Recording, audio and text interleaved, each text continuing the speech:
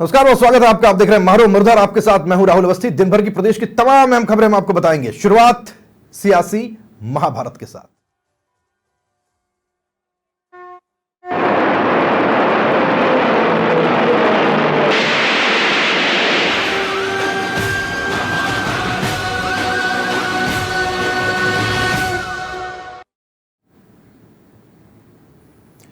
मुख्यमंत्री भजनलाल शर्मा लगातार राजस्थान से बाहर तूफानी प्रचार में जुटे हुए हैं। दिल्ली, पश्चिम बंगाल, झारखंड, गुजरात के बाद में अब मुख्यमंत्री तेलंगाना में चुनावी प्रचार की जिम्मेदारी निभाते हुए नजर आ रहे हैं। साथ ही प्रवासी राजस्थानियों के बीच बीजेपी के पक्ष में माहौल बनाते दिखाई दे रहे हैं।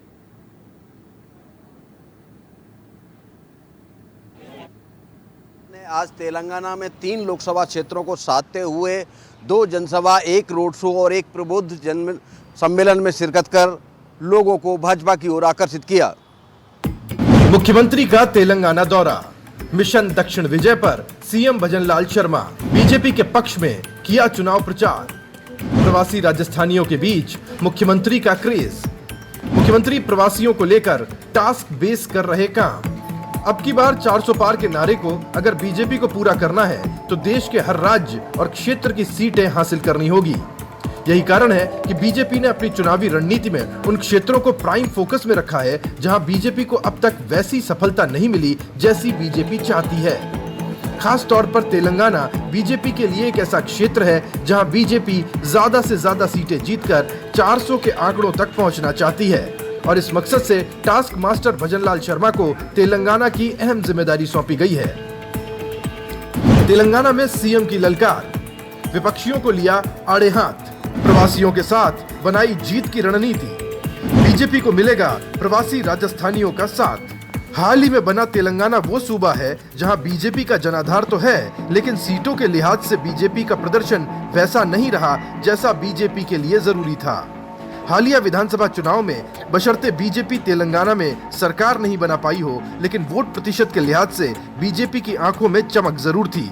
दूसरी ओर ये किसी से छुपा हुआ नहीं है कि तेलंगाना में प्रवासी राजस्थानी किस प्रकार महत्वपूर्ण भूमिका में है।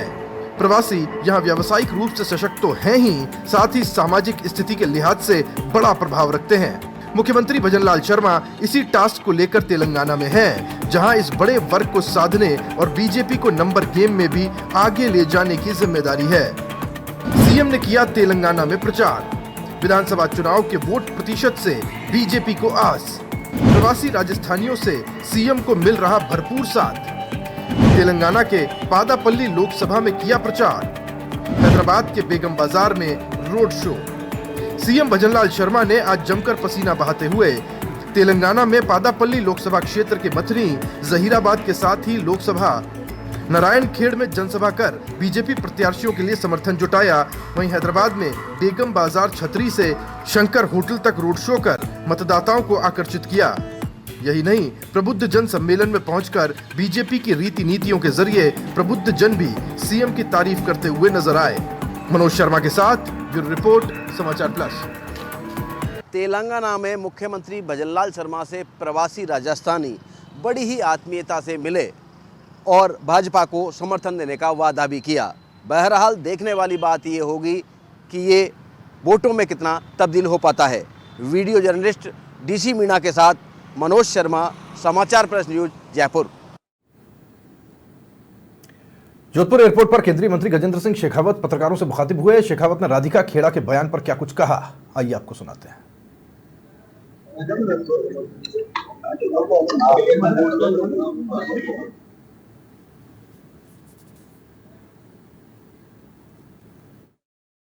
एक बार फिर राधिका खेड़ा ने ये बयानों से स्पष्ट हो गया है कि जो न्याय यात्रा में किस तरह के हथकंडे और षड्यंत्र वहां होते थे, किस तरह से महिलाओं की इज्जत को तार-तार किया जाता था, किस तरह से वहां पे शराब पार्टियां होती थी। अब ये सबके सामने उन्हीं के नेताओं ने, उन्हीं के परिवार से आए लोगों ने स्पष्ट किया है। एक बार फिर उनके चाल चरित्र और चेहरे पे मोहर लगी।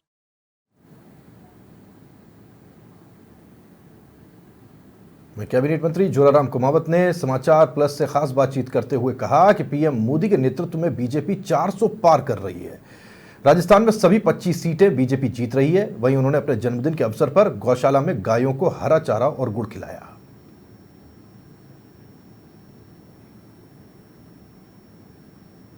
अभी जोराराम कुमावत आज हमारे साथ है, उनसे बात करेंगे कि राजस्थान में कम प्रतिशत पड़ा है, उसको लेकर क्या कहना है और राजस्थान की क्या 25 जीतने का दावा कर रहे, क्या कहना है, क्या कहना है सर राजस्थान में 25 सीटों को लेकर? निश्चित रूप से हमारे लोकप्रिय प्रधानमंत्री नरेंद्र मोदी जी के नेतृत्व में देश में चुनाव हो रहे हैं और मोदी जी ने जिस तरह से पिछले 10 सालों में लोगों के लिए जनहित के काम किए, लोगों के लिए जनहित की समाज के अंतिम छोर पे जो व्यक्ति बैठा है कमजोर से कमजोर, उनके लिए योजनाएं बनाई है और देश को पूरे विश्व में जो दर्जा देने का काम किया है, विश्व की एक आर्थिक महाशक्ति बनाने का काम किया है। तो लोगों का एक तरफा सोचना है, लोगों का मोदी जी के प्रति और भारतीय जनता पार्टी के प्रति अथाह प्रेम है और भारतीय जनता पार्टी को जिताने में पूरी ताकत के साथ में लोग वोट कर रहे हैं। हमारा जो 400 पार का नारा है वो 400 पार का संकल्प हम पूरा करेंगे। और भी अन्य राज्यों में अब चुनाव होने जा रहे हैं, आप भी चुनाव प्रचार करें, कैसा लोगों को महसूस हो रहा है कि सभी जगह पूरे भारत में जहाँ भी हम जा रहे हैं या वहाँ से सूचना आ रही है, सभी जगह लोगों में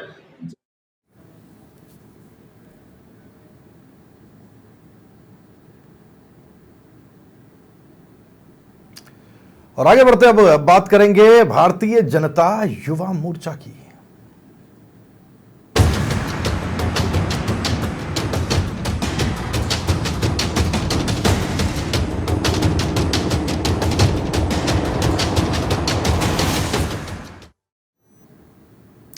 भारतीय जनता युवा मोर्चा संगठन के तौर पर सबसे मजबूत हरावल दस्ता बीजेपी का माना जाता है।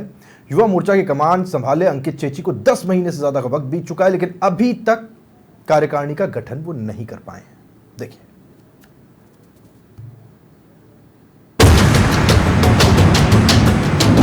कब होगी बीजेपी युवा मोर्चा कार्यकारिणी की घोषणा? पार्टी की गुटबाजी में उलझी हरावल दस्ते की कार्यकारिणी, अंकित चेची नहीं कर पाए अपनी नई टीम का गठन। 10 महीने बीत जाने के बावजूद नहीं हुआ कार्यकारिणी का ऐलान।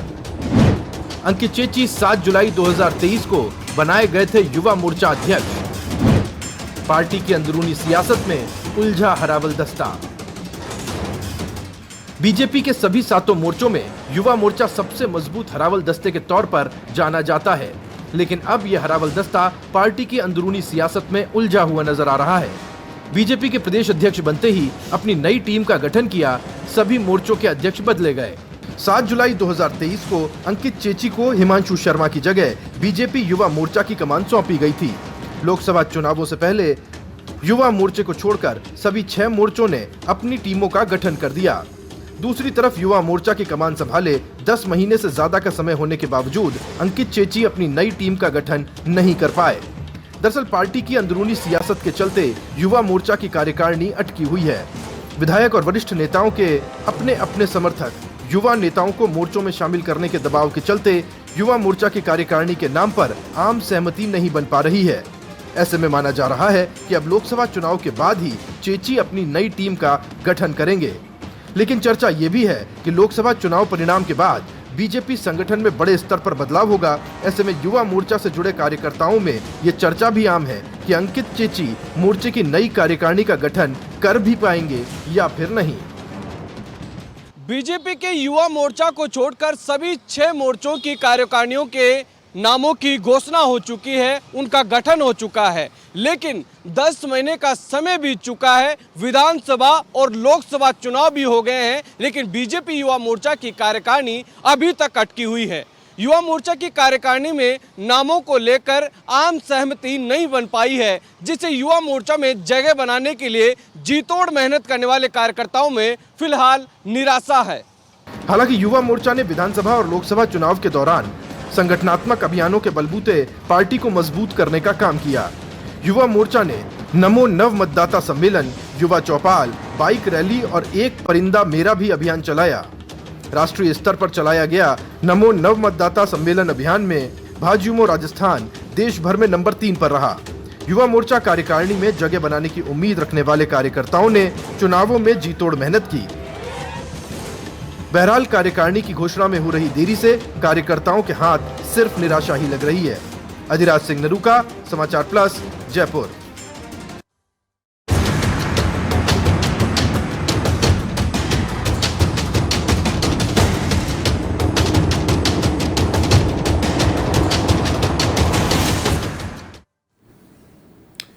जयपुर विकास प्राधिकरण जयपुर के लिए एक ऐसा प्रोजेक्ट लेकर के आने वाला है जिसे आप देखेंगे तो खुश हो जाएंगे।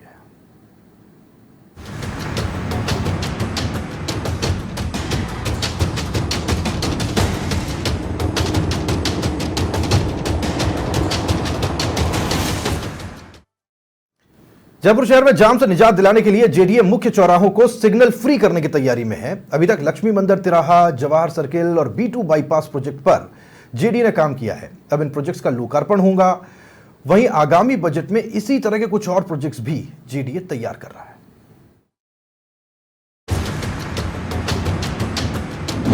जयपुर में बनेगी 9 किलोमीटर लंबी एलिवेटेड रोड। अंबेडकर सर्किल से जवाहर सर्किल के बीच एलिवेटेड रोड बनाने की योजना। आगामी बजट के लिए जेडीए ने तैयार की प्रोजेक्ट रिपोर्ट। 1100 करोड़ रुपए की लागत से होगा एलिवेटेड रोड का निर्माण। सौंदर्यीकरण के साथ ट्रैफिक भार कम करना मुख्य उद्देश्य। रिद्धि सिद्धि ट्रैफिक सिग्नल, गोपालपुरा पर बनेगा फ्लाईओवर। सहकार मार्ग इमली फाटक सिग्नल पर भी फ्लाईओवर निर्माण की योजना। पृथ्वीराज नगर दक्षिण में पत्रकार कॉलोनी जंक्शन पर भी बनेगा फ्लाईओवर। कलेक्ट्रेट सर्किल से राजमहल पैलेस तक एलिवेटेड रोड की परियोजना। सांगानेर फ्लाईओवर से चोरडिया पेट्रोल पंप तक एलिवेटेड रोड निर्माण की योजना। जयपुर शहर में यातायात भार को कम करने और जाम की समस्या से निजात दिलाने के लिए जेडीए ने करीब 1 दर्जन प्रोजेक्ट प्लान किए हैं। इसके तहत जयपुर शहर में प्रमुख ट्रैफिक जंक्शन पर फ्लाईओवर, आरओबी और एलिवेटेड सड़कों के निर्माण के प्रोजेक्ट शामिल हैं। आगामी बजट के लिए जेडीए ने ये प्लान तैयार किए हैं और रिपोर्ट भी तैयार कर ली गई है। इसके तहत अंबेडकर सर्किल से जवाहर सर्किल तक एलिवेटेड सड़क का निर्माण कार्य प्रमुख है। करीब 9 किलोमीटर की लंबाई में 1100 करोड़ रुपए की लागत से एलिवेटेड सड़क का निर्माण होगा। ओटीएस से होकर गुजरने वाले इस एलिवेटेड के प्रथम चरण में फिजिबिलिटी रिपोर्ट तैयार कर, द्वितीय चरण में विस्तृत रिपोर्ट तैयार कर निर्माण कार्य शुरू किया जा सकेगा। वहीं कलेक्ट्रेट सर्किल से राजमहल पैलेस तक 400 करोड़ की लागत से 3.5 किलोमीटर की लंबाई के एलिवेटेड रोड का निर्माण कार्य भी शामिल है। वहीं ट्रैफिक सिग्नल फ्री करने के लिए जेडीए ने रिद्धि सिद्धि जंक्शन गोपालपुरा फ्लाईओवर निर्माण कार्य के साथ ही इमलीवाला फाटक जंक्शन पर भी फ्लाईओवर की रिपोर्ट तैयार कर ली है। दिनेश कसाना, समाचार प्लस, जयपुर।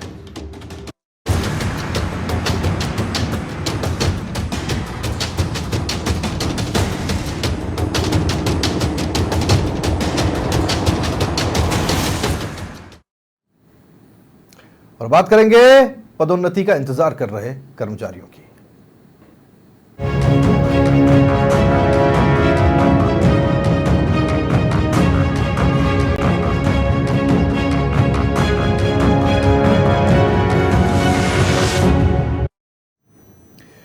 विभागीय पदोन्नति को लेकर सरकारी कर्मचारी सरकार की ओर आंखें गड़ाए इंतजार कर रहे हैं, लेकिन ऐसा लगता है कि इंतजार जल्द पूरा नहीं होने वाला। कब होगी विभागीय पदोन्नति? पदोन्नति के इंतजार में सरकारी कर्मचारी ठंडे बस्ते में गया पदोन्नति का मामला। विभागीय पदोन्नति को लेकर सरकार से आस, डीपीसी नहीं होने से अटका मामला।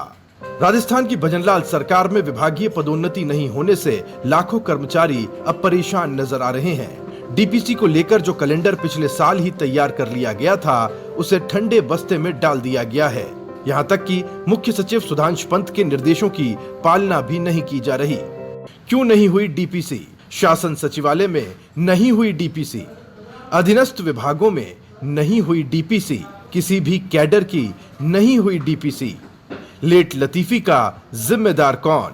क्यों नहीं हुई मुख्य सचिव के निर्देशों की पालना? एक तरफ कर्मचारियों की आस है, दूसरी ओर ऐसा नहीं है कि सरकार और मुख्य सचिव का इस ओर कोई ध्यान नहीं हो। लेकिन मुख्य सचिव के निर्देशों के बाद भी जब काम अटका पड़ा है तो सवाल उठने लाजमी है कि आखिर कौन मुख्य सचिव के निर्देशों की पालना नहीं कर रहा है। हालात ये हैं कि न तो शासन सचिवालय में डीपीसी हो रही है और न ही अधीनस्थ विभागों में अभी तक डीपीसी हो पाई है। राजस्थान सरकार में लगभग 8.5 लाख कर्मचारी हैं। इनमें से किसी भी कैडर की डीपीसी अब तक नहीं हो पाई है। गौरतलब है कि प्रमोशन में देरी को लेकर कर्मचारियों की नाराजगी देखते हुए पिछले साल सरकार के निर्देश पर कार्मिक विभाग ने डीपीसी का कैलेंडर तैयार किया था। इनमें 1 अप्रैल को सीनियरिटी लिस्ट जारी कर इसके बाद तत्काल प्रभाव से डीपीसी करवाई जानी थी, लेकिन बहुत सारे कैडर्स में तो अब तक सीनियरिटी लिस्ट ही जारी नहीं हुई है। यही प्रमोशन का कैलेंडर जारी करने वाले कार्मिक विभाग में भी डीपीसी नहीं करवाई है, लेकिन ज्यादातर महकमों ने अभी डीपीसी के लिए आरपीएससी को चिट्ठी तक नहीं लिखी है। कैसे होगा प्रमोशन? प्रमोशन लिस्ट तक नहीं हुई जारी, आरपीएससी को अभी तक नहीं लिखी चिट्ठी। आपको बता दें कि आरएएस, आरपीएस, डीटीए, राज्य सेवा के अधिकारी, सचिवालय अधिकारी, नॉन गजेटेड, अधीनस्थ मंत्रालयिक, शैक्षणिक, पैरामेडिकल, नर्सिंग, मंत्रालयिक विभागों में पदोन्नति नहीं होने से काफी असंतोष है। सरकारी कर्मचारियों के पदोन्नति को लेकर की जाने वाली डीपीसी अब तक लंबित चल रही है और राजस्थान सरकार में कार्यरत 8.5 लाख कर्मचारियों की पदोन्नति अभी तक रुकी हुई है।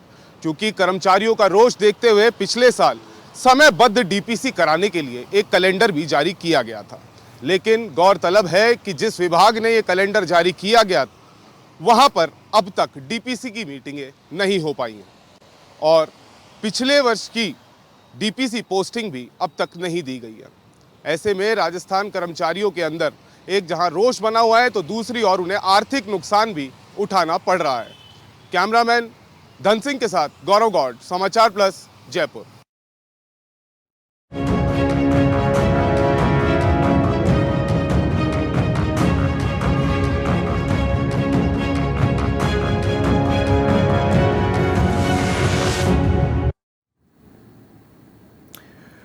और आज राजस्थान में एक बड़ा टॉपिक डिस्कस किया गया। फिल्म जॉली एलएलबी 3 को लेकर अजमेर में विवाद गहरा गया।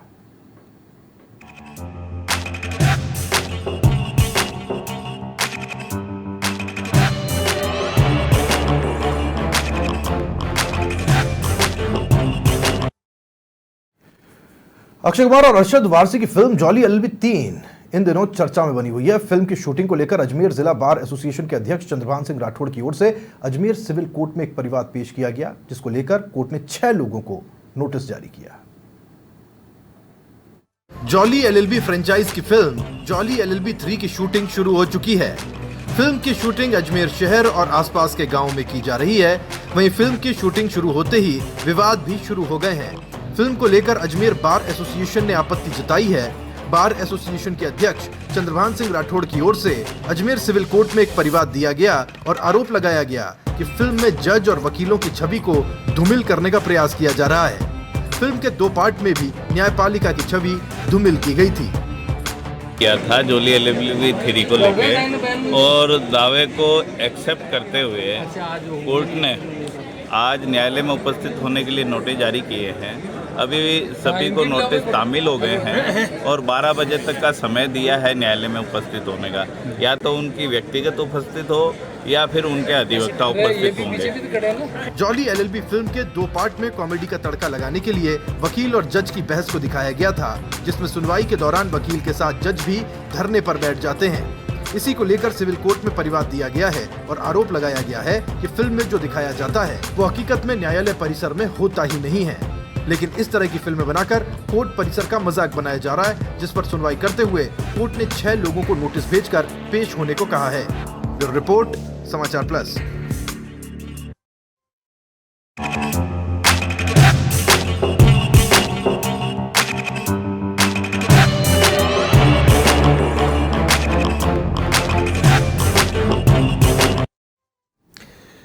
आगे बढ़ते हुए बात करते हैं, राजस्थान यूनिवर्सिटी ऑनलाइन होने वाली है, कैसे समझते हैं।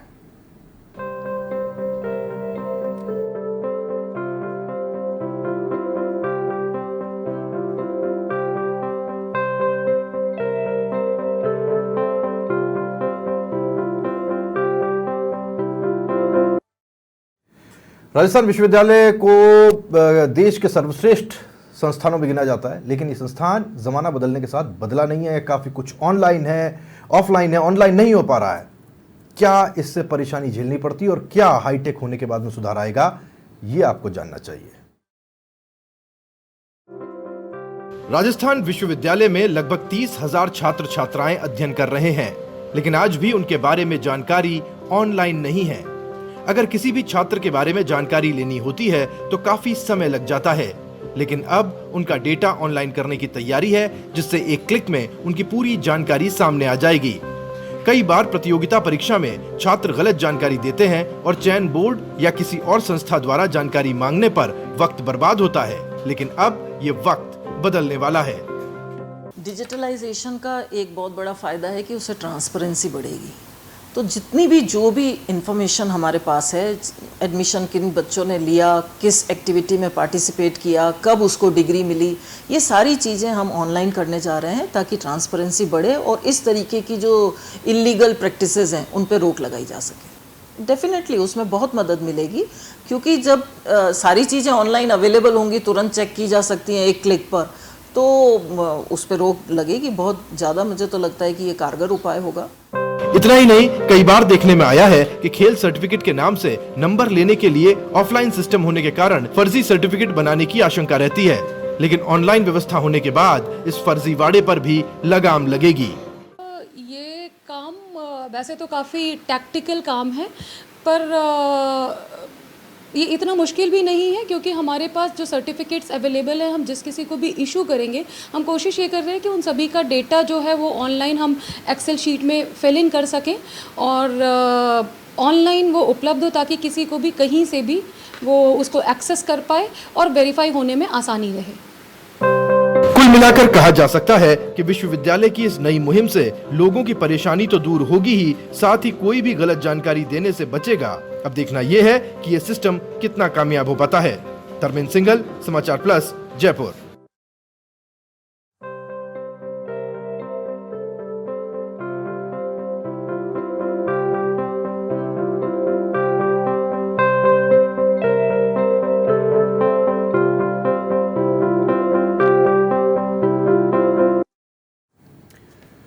और आइए अब देखते हैं कि जयपुर में आज कहां पैंथर ने ऐसी धमाचौकड़ी मचाई कि लोग भागते नजर आए।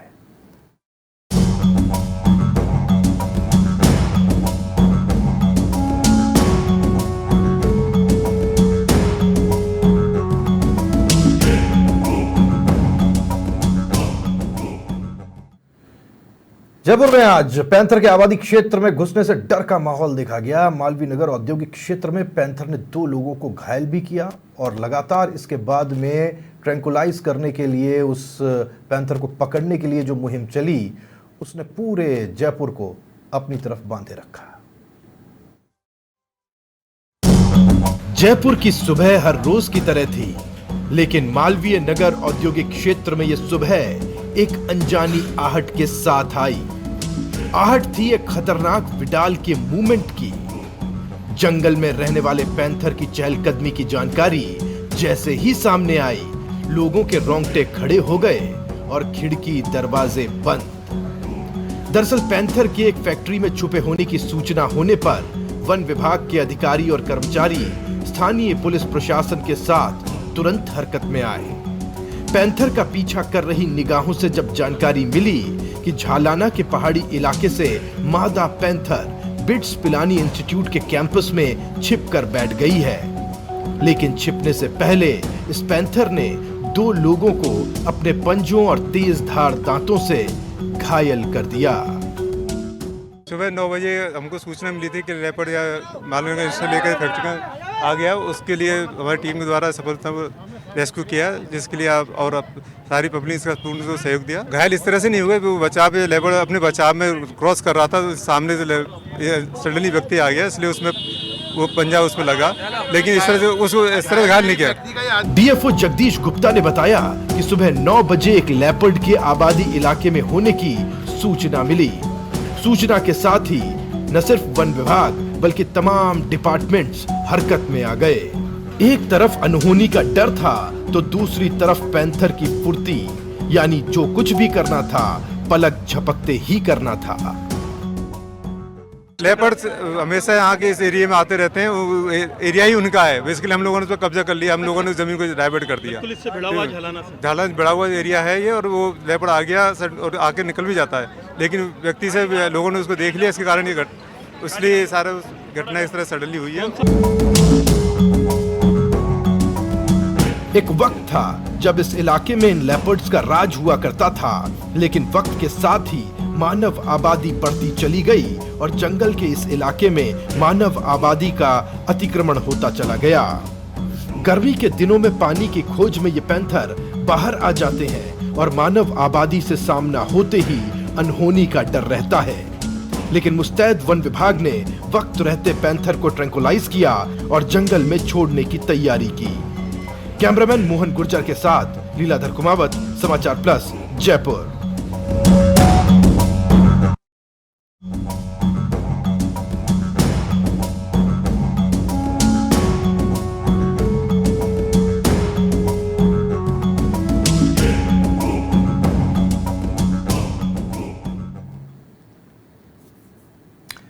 और बात द ग्रेट इंडियन ट्रैवल बाजार की।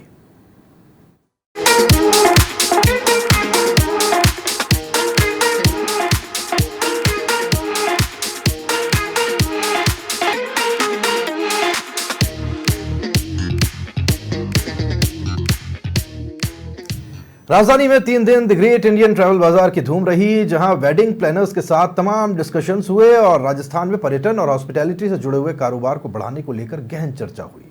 इस आयोजन का जो मुख्य उद्देश्य था वो आने वाले दिनों में राजस्थान में डेस्टिनेशन वेडिंग को बढ़ाने का रहा।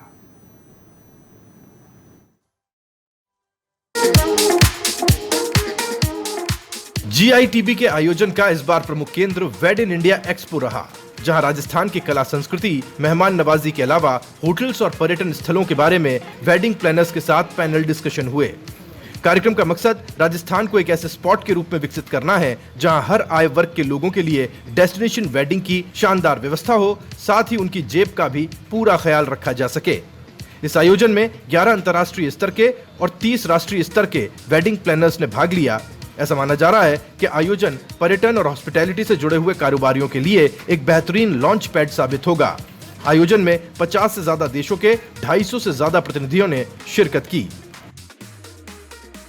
दुनिया के किसी भी कोने में जब बच्चा पैदा होता है तो माँ बाप उसी दिन से उसकी शादी के बारे में सोचने लगते हैं, चाहे लड़का हो या लड़की।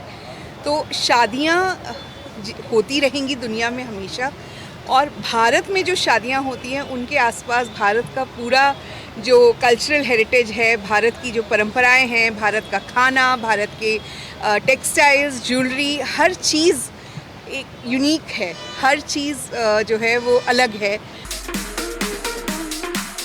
राजस्थान में उदयपुर, जयपुर और जोधपुर समेत कई शहर डेस्टिनेशन वेडिंग के लिए भारत ही नहीं विदेश में भी पहली पसंद बन चुके हैं। इसी वजह से अब इवेंट और एंटरटेनमेंट से जुड़े हुए लोगों का रुझान इस ओर बढ़ा है, जिसे ध्यान में रखते हुए पर्यटन विभाग ने जयपुर में 13वें ग्रेट इंडियन ट्रैवल बाजार की भी शुरुआत की, जहां देश भर से आए टूर ऑपरेटर्स और पर्यटन व्यवसायी पहुंचे। माना जा रहा है कि इस आयोजन से प्रदेश के पर्यटन को बढ़ावा मिलेगा।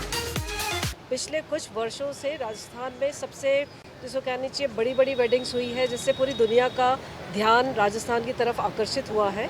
और इसी को आगे बढ़ाते हुए ये केवल एक शादी ही नहीं है, ये किस तरह से हम यहाँ पे हमारी इकोनॉमिक एक्टिविटीज़ को बढ़ा सकते हैं, इसको हमने ध्यान में रख करके इस बार का जो GITB का अपना एनुअल इवेंट होता है, तो एक स्पेशल सेशन उसमें wed in India expo ministry of tourism government of India के सहयोग से आयोजित किया है। इधर ट्रैवल मार्ट पहुंची उप मुख्यमंत्री दिया कुमारी ने कहा कि इस बार पार्टिसिपेशन बढ़ा है और फॉरेन ट्रैवल एजेंट्स भी बहुत सारे आए हैं। इससे निश्चित रूप से टूरिज्म बढ़ेगा और वेड इन इंडिया कॉन्सेप्ट से राजस्थान की इकोनॉमी को बूस्ट मिलेगा। जितना बढ़ा है पार्टिसिपेशन, फॉरेन ट्रैवल एजेंट्स भी बहुत सारे आए हैं और न केवल राजस्थान पर बहुत सारी दूसरी स्टेट्स ने भी पार्टिसिपेट किया है। इससे निश्चित रूप से हमारा टूरिस्ट फुटफॉल भी बढ़ेगा और लोगों का जिस तरह से जो वेड इन इंडिया का कार्यक्रम भी कल हुआ था, उससे भी ज़्यादा से ज़्यादा शादियाँ राजस्थान में होंगी, एक वेडिंग डेस्टिनेशन के रूप में उभर कर आएगा। बहुत बार पहले भी था, लेकिन कुछ सालों से ये थोड़ा कम हो गया था कोविड के बाद, लेकिन हम लोग कोशिश कर रहे हैं कि जो कोविड के बाद कमी आई थी टूरिस्ट की वो बढ़े। अभी डोमेस्टिक टूरिस्ट तो बढ़े हैं, लेकिन फॉरेन टूरिस्ट जो थोड़े कम हो चुके थे वो अब आगे बढ़ना शुरू हो। GITB के इस आयोजन के द्वारा राजस्थान को एक बेस्ट डेस्टिनेशन वेडिंग साइट के रूप में शोकेस करने में सफलता मिली है। ट्रैवल और टूरिज्म बेस्ड राजस्थान की इकोनॉमी को भी इससे फायदा होगा और इस इंडस्ट्री से डायरेक्ट और इनडायरेक्ट रूप से जुड़े हुए लोगों की आमदनी भी बढ़ेगी, जिसका पॉजिटिव इम्पैक्ट राजस्थान की इकोनॉमी पर देखने को मिलेगा। निरंजन चौधरी, समाचार प्लस, जयपुर।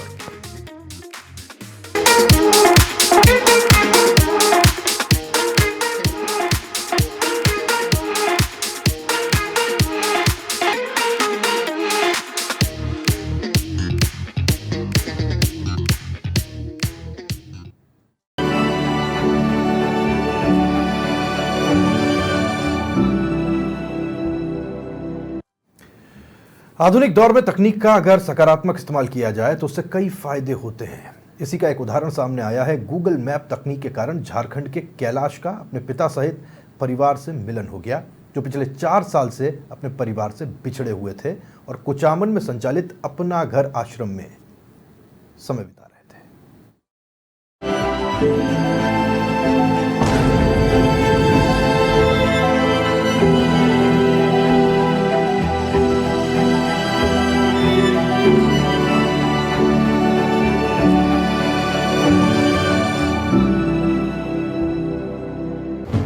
4 साल के लंबे इंतजार के बाद अपने पुत्र कैलाश को देखते ही झारखंड निवासी पूरन प्रसाद की आंखों में खुशी के आंसू छलक पड़े। पिता पुत्र के मिलन का यह नजारा डीडवाना कुचामन जिले के कुचामन सिटी स्थित अपना घर आश्रम का है। 4 साल पहले मानसिक अवसाद के चलते कैलाश अपने घर से निकल गए थे। उसके बाद से ही पिता पूरन प्रसाद और पूरा परिवार कैलाश की तलाश कर रहा था। 4 साल बाद जाकर अब ये तलाश पूरी हुई है और पिता पूरन प्रसाद सहित पूरा परिवार खुश है। परिवार के सदस्य कैलाश को लेने कुचामन के अपना घर आश्रम पहुंचे। कैलाश 4 साल से पहले से हमसे दूर हो गया है और इसके लिए हम लोग बहुत चिंतित में रहते थे सर। फिर यहाँ वहाँ बहुत कुछ किए। उसके बाद जो है सर एक जगह कोई ऐसा गुणी वो मिला हमको, जो कि वो बोला कि से हम ऐसे तो बहुत को दिख रहा है sir. Bus stand, railway station और सार्वजनिक स्थानों पर बेसहारा हालत में हमें कई लोग दिखाई देते हैं। ऐसे बेसहारा और पीड़ित लोगों के लिए डीडवाना कुचामन जिले के कुचामन सिटी में अपना घर आश्रम एक वरदान साबित हो रहा है। आश्रम में इस तरह के लोगों का न सिर्फ उपचार किया जाता है, बल्कि प्रयास करके इन बिछड़े लोगों को परिवार से भी मिलाया जाता है। झारखंड के कैलाश भी उन्हीं में से एक हैं, जिन्हें सितंबर 2023 में बेसहारा और विमंदित हालत में देखकर कुचामन थाने के हेड कांस्टेबल फारूक अली ने अपना घर आश्रम में पहुंचाया था। आश्रम संचालन समिति से जुड़े संपत सोमानी बताते हैं कि कैलाश सहित अब तक 38 लोगों का पुनर्वास अपना घर आश्रम से हो चुका है और उनको अपने परिवार से मिलाया जा चुका है। कैलाश के मामले में गूगल मैप मददगार साबित हुआ, जिसके जरिए कैलाश के परिवार वालों से संपर्क हो पाया। अपना घर आश्रम 3 साल से संचालित हो रहा है कुचामन में और भरतपुर आश्रम के नॉर्म्स में संचालित हो रहा है। और यहाँ पे जो रोड पे एसआई और बेघर जो दिखते हैं उनको पुलिस की मदद से या लोगों की मदद से यहाँ पे रेस्क्यू करते हैं और उसका सारा दिनचर्या नियमित बना के उनसे पूछताछ करते हैं और उद्देश्य यही रहता है कि उनका पुनर्वास जल्दी से जल्दी हो जाए। परिवार को एक दूसरे से मिलाने की कड़ी में समाज सेवी मोहन पासवान, जो कि कैलाश को उनके पिता पूरन सिंह से मिलाने का जरिया बने, वो भी कैलाश के परिवार के साथ कुचामन सिटी के अपना घर आश्रम पहुंचे और बताया कि कैसे ये पिता पुत्र एक दूसरे से मिल पाए। यहाँ से फोन गई कि आप इस व्यक्ति को पहचानते हैं, तो हम बोले उनका फोटो जरा दिखाएंगे। तो यहाँ जो भी है संपत लाल जी की क्या नाम बता रहे हैं, तो हम फ़ोटो दिखाएं तो बोले हाँ बिल्कुल पहचानता हूँ, हमको 1 दिन का टाइम दीजिए। तो ये बोले 5 दिन का टाइम दे रहे हैं। और 10 मिनट के अंदर गए, वो उनके पिताजी को, कैलाश के पिताजी को दिखाएं कि इनको पहचाने, तो अरे फुट फुट के रोने लगे कि तो मेरा लड़का 4 साल से गायब थे, अब पता नहीं, मुझे भी रुलाई आ रही है। पिता पुत्र का ये मिलन हर किसी को भावुक कर सकता है। उम्मीद की जानी चाहिए कि अपना घर आश्रम के जरिए ऐसे ही बिछड़ों का मिलन होता रहेगा और परिवार एक बार फिर से एक साथ खुशियां मना पाएंगे। मनीष पारिक, समाचार प्लस, नावा, डीडवाना, कुचामन।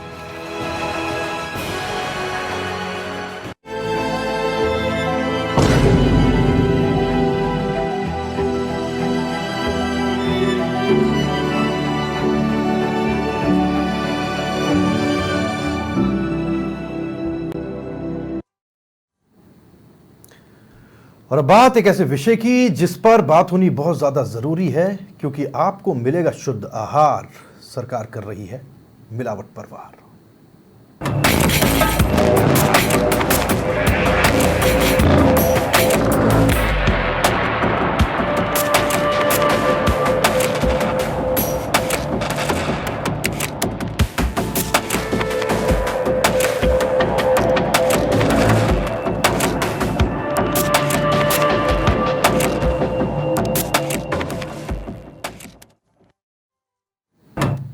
आपने कहावत तो सुनी होगी कि ऊंची दुकान फीके पकवान, लेकिन यहां तो कहावत ही बदलकर ऊंची दुकान मिलावटी पकवान हो गई है। जी हां, आप जिस मिष्ठान भंडार को प्रतिष्ठित मानकर मिठाई नमकीन के लिए दूसरों से ज्यादा कीमत चुकाते हैं, उसमें उतनी ही ज्यादा अशुद्धता और मिलावट है जो आप सोच भी नहीं पाएंगे। आपको विश्वास अगर नहीं हो रहा तो आप खुद खाद्य सुरक्षा आयोग की कार्रवाई को देख लीजिए और इससे साबित हो गया कि शहर की कई ऊंची दुकानें कितने घटिया पकवान बना रही है।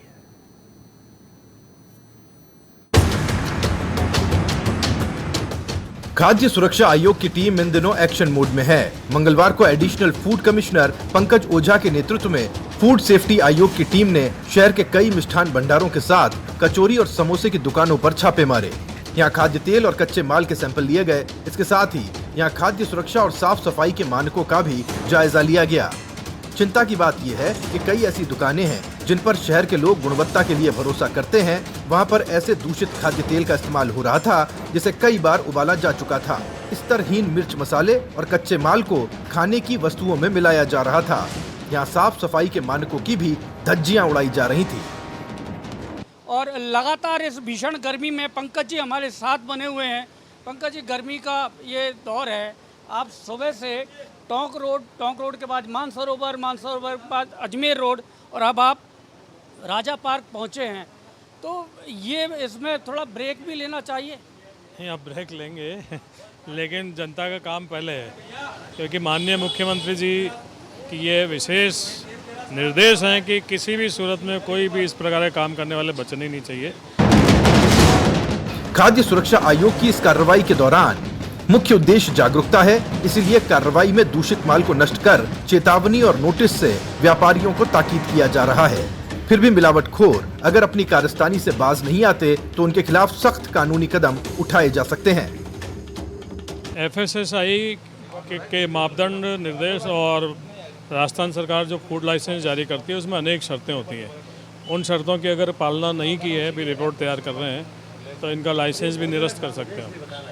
और इसके अलावा केस बनेगा तो कोर्ट जो भी तय करेगी, जुर्माने भी इनके होंगे, क्योंकि ये मास कैजुअलिटी का काम है। इनके एक चीज़ से कितने लोगों को कितना नुकसान होता होगा, ये बहुत भयानक करते हैं और इसको लेकर के सरकार बहुत ज़्यादा गंभीर है। प्रदेश में भजनलाल सरकार के आते ही ACS शुभ्रा सिंह के दिशा निर्देशों से राजस्थान में शुद्ध आहार मिलावट पर वार विशेष अभियान चलाया जा रहा है। इस अभियान की जिम्मेदारी food safety commissioner Iqbal Khan और एडिशनल कमिश्नर पंकज ओझा को सौंपी गई है, जिनकी टीम इस अभियान को सफल बनाने के लिए मिलावटखोरों के खिलाफ मिशन स्तर पर जुट गई है। समाचार प्लस के लिए कैमरा सहयोगी दिलीप परमार और भूपेंद्र सिंह के साथ BK शर्मा और सतवीर सिंह की खास रिपोर्ट।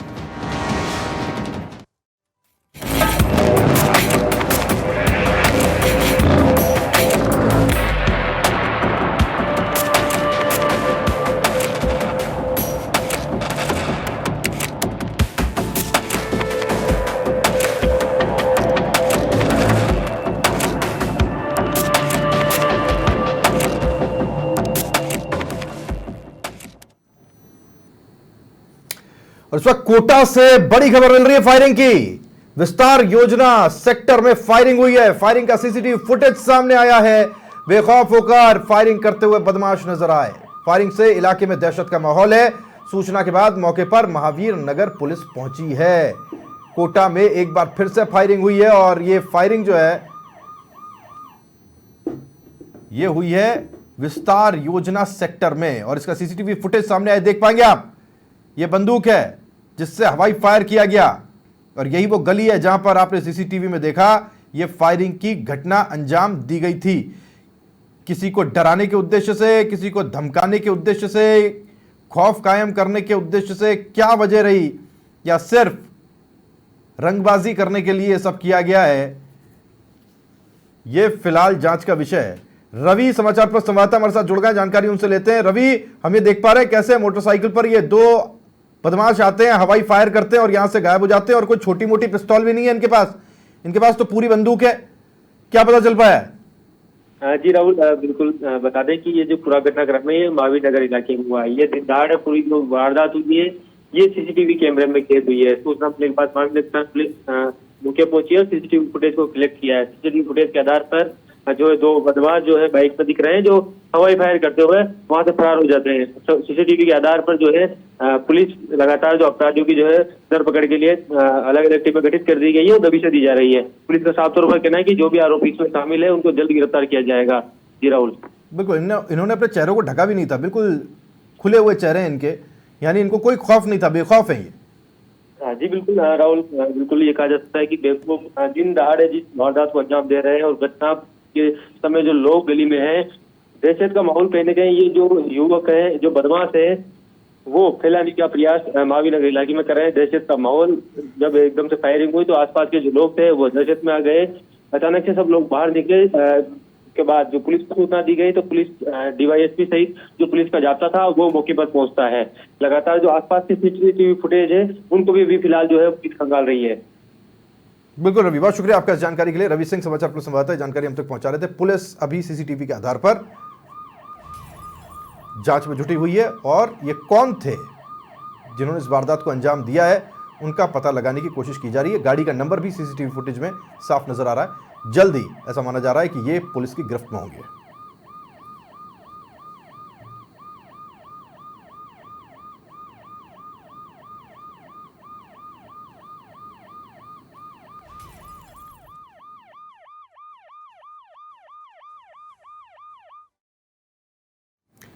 वहीं अजमेर के किशनगढ़ से बड़ी खबर मिल रही है। यहां पर पुलिस कांस्टेबल पर कुल्हाड़ी से हमले का मामला सामने आया है। पुलिस ने पार्षद समेत 4 को गिरफ्तार किया है।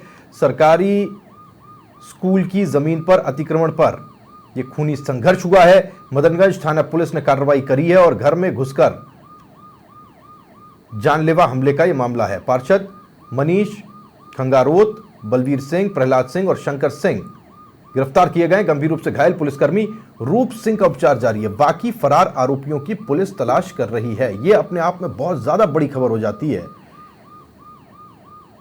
कि पुलिस कांस्टेबल पर कुल्हाड़ी से हमला किया गया है। किशनगढ़ में पुलिस ने पार्षद समेत 4 को गिरफ्तार किया है। पार्षद ही गिरफ्तार हो गया, आप समझिए क्या दबंगई का आलम होगा। जमीन पर अतिक्रमण पर यह खूनी संघर्ष हुआ और इसके बाद में मदनगंज थाना पुलिस ने कार्रवाई की। हुआ क्या था कि घर में घुसकर जानलेवा हमला किया गया था। पुलिस के ऊपर, पुलिस के कांस्टेबल के ऊपर करने वाले कौन थे जिन्हें गिरफ्तार किया गया है? पार्षद मनीष खंगारोत है और साथी कौन कौन थे? बलवीर सिंह, प्रहलाद सिंह और शंकर सिंह, जो आपको लाइन में खड़े हुए दिखाई देंगे। 1 2 3 4 ये चारों पकड़ लिए गए हैं। पुलिसकर्मी कौन था जिसके ऊपर हमला किया गया? नाम है रूप सिंह और इसका उपचार जारी है। अब बताया जा रहा है कि इस हमले में और भी कई लोग शामिल हैं जो फरार हैं, जिनकी तलाश पुलिस कर रही है। बड़ी खबर किशनगढ़ से। इंद्रजीत उबाना समाचार प्लस संवाददाता जुड़ गए हमारे साथ, जानकारी उनसे लेते हैं। इंद्रजीत, क्या है पूरा मामला, बताइएगा। देखिए राहुल साहब, मैं आपको बताना चाहूंगा कि सुबह 9 बजे की घटना है। ढाणी राठौड़ा स्थित जो एयरपोर्ट विस्थापित कॉलोनी के जो बाशिंदे यहाँ पर रह रहे थे, वहाँ स्कूल की जमीन का जो अतिक्रमण का एक मामला था, उसको लेकर जो पुलिसकर्मी रूप सिंह है उसने पार्षद जो मनीष खंगारोत थे उसको टोकना जो है वो नागवार जो पार्षद को गुजरा। उसके बाद पार्षद और अन्य लोग एकराय होकर हथियारों से लेस होकर आए और जो पुलिसकर्मी रूप सिंह उस पर जानलेवा हमला किया, जिसमें पुलिसकर्मी रूप सिंह, उसका भाई बजरंग सिंह, उसकी पत्नी सहित अन्य 6 लोग गंभीर रूप से घायल हो गए। फिलहाल रूप सिंह का अजमेर के जवाहरलाल नेहरू अस्पताल में उपचार जारी है, जहां पर वो जिंदगी और मौत के बीच जंग लड़ रहा है। वहीं पुलिस ने जो है घटनास्थल पर जो लगे सीसीटीवी फुटेज के आधार पर पार्षद मनीष खंगारोत सहित 4 लोगों को फिलहाल पुलिस ने गिरफ्तार किया है। अब पुलिस पूरे मामले की फिलहाल जांच में जुटी है। जी, इतना बुरी तरह से मारा है कि वो पुलिसकर्मी गंभीर हालत में है और अजमेर में इस वक्त उसका इलाज चल रहा है।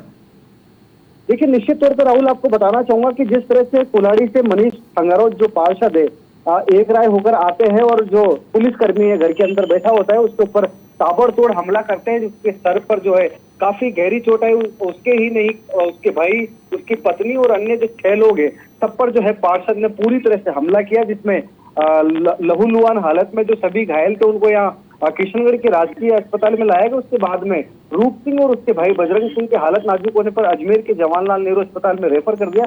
फिलहाल अगर रूप सिंह की अगर हम बात करें, जो पुलिसकर्मी गेगल थाने में तैनात है, उसकी हालत पूरी तरह से चिंताजनक बताई जा रही है। अजमेर के जवाहरलाल नेहरू अस्पताल की आईसीयू यूनिट में फिलहाल उसका उपचार जारी है। शुक्रिया इंद्रजीत। नजर बनाने के आगे भी जानकारी लेंगे हम आपसे। इंद्रजीत उबाना, समाचार प्लस संवाददाता, किशनगढ़ से जानकारी हम तक पहुंचा रहे थे। क्या है ये पूरा मामला, आपने देखा, और कैसी दबंगई है, ये चिंता का विषय है। और पुलिस ने कार्रवाई करते हुए 4 को तो पकड़ लिया, खुद पार्षद गिरफ्तार हो गया है। उम्मीद की जानी चाहिए कि जो पुलिसकर्मी है वो जल्द स्वस्थ होकर काम पर लौटेंगे, लेकिन फिलहाल उनकी हालत गंभीर बताई जा रही है और अस्पताल में इलाज जारी है।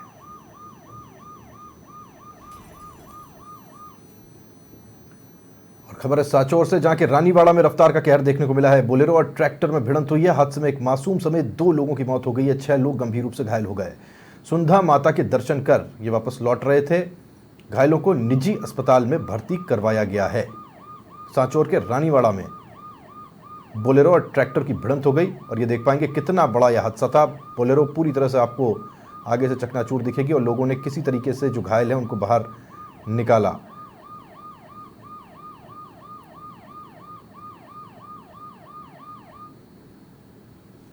किशनगढ़ से ही एक और खबर मिल रही है, जहां पर महिला चोर गिरोह सक्रिय हो गया है। मंगलवार को रेडीमेड शॉप में चोरी का मामला सामने आया।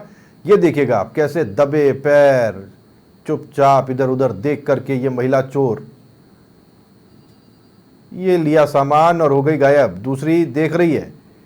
मामला मदनगंज थाना क्षेत्र के चंद्र प्रभु कॉम्प्लेक्स का है, जहां पर 2 महिलाओं ने रेडीमेड शॉप के बाहर सामान जो रखा हुआ था वो चोरी कर लिया और वहां से चंपत हो गई। इसी दौरान दुकान मालिक ने आरोपियों की सहयोगी महिला को पकड़ लिया और फोन कर आरोपियों को मौके पर बुलाया, जहां लोगों ने आरोपी महिलाओं की धुलाई भी कर दी। महिलाओं की धुलाई महिला ही कर रही हैं। वहीं चोरी का सीसीटीवी फुटेज भी सामने आया है। कैसे चोरी की गई ये देखिएगा आप। फिलहाल पुलिस ने आरोपी महिलाओं को हिरासत में ले लिया है और जांच इस मामले की जा रही है।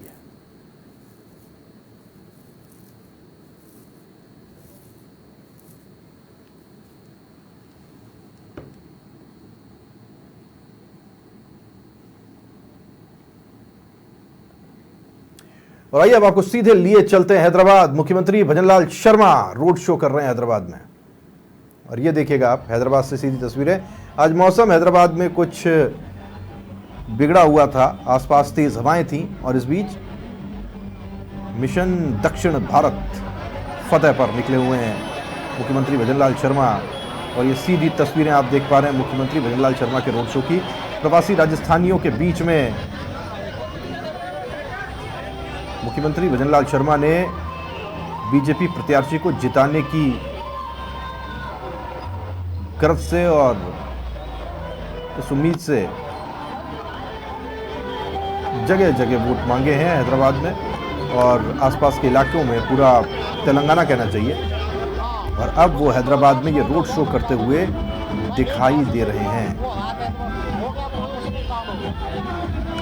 बारिश भी है, बौछारें भी हैं, और इस बीच मुख्यमंत्री भजनलाल शर्मा का ये रोड शो जारी है। हमने देखा दिल्ली में कड़ी धूप के बीच में उनका रोड शो, और अब हैदराबाद में हम देख रहे हैं गिरती पानी के बौछारों के बीच उनका रोड शो। बड़ी संख्या में लोग पहुंचे हैं जो मुख्यमंत्री भजनलाल शर्मा को देखना चाहते हैं। बीजेपी के प्रचार अभियान में मुख्यमंत्री भजनलाल शर्मा दक्षिण में हैदराबाद में अपना रोड शो निकाल रहे हैं। सीधी तस्वीरें हैदराबाद से।